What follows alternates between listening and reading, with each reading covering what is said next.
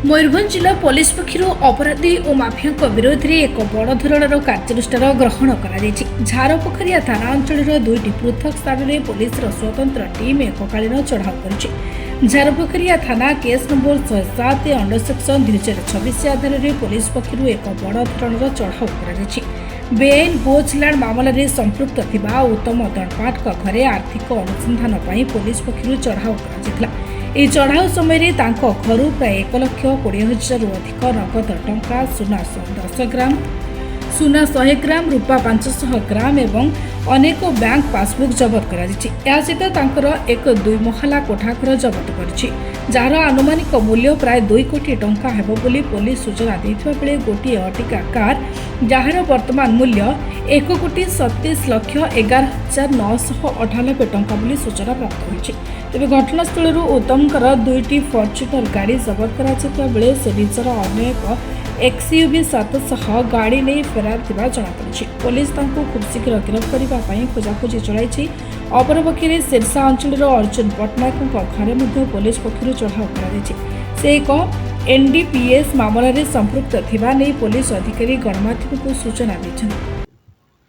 आमर Jharpokhariya PS case number 107/2026 एटा को आधार करके आम इन्वेस्टिगेशन में पाइलु जे बिजू आलियास उत्तम दंडपाठ से जो इलीगल गोरु ट्रांसपोर्टेशन करुले से फाइनेंशियल इनक्वारी करने आमको इंस्ट्रक्शन थिला।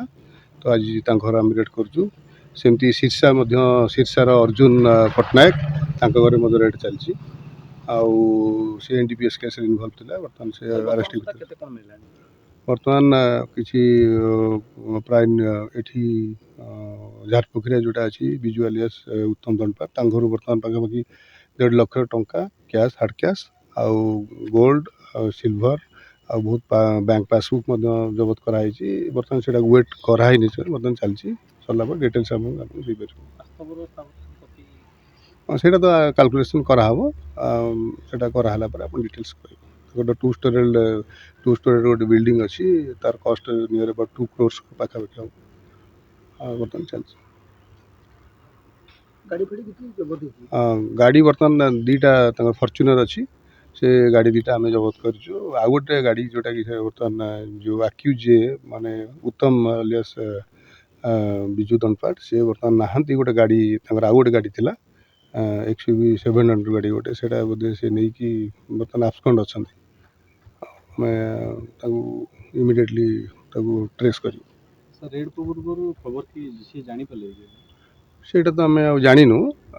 आम तो रेड कर जानिनु। मयूरभंज सारस कणारू मोनालिसा रिपोर्ट निरपेक्ष।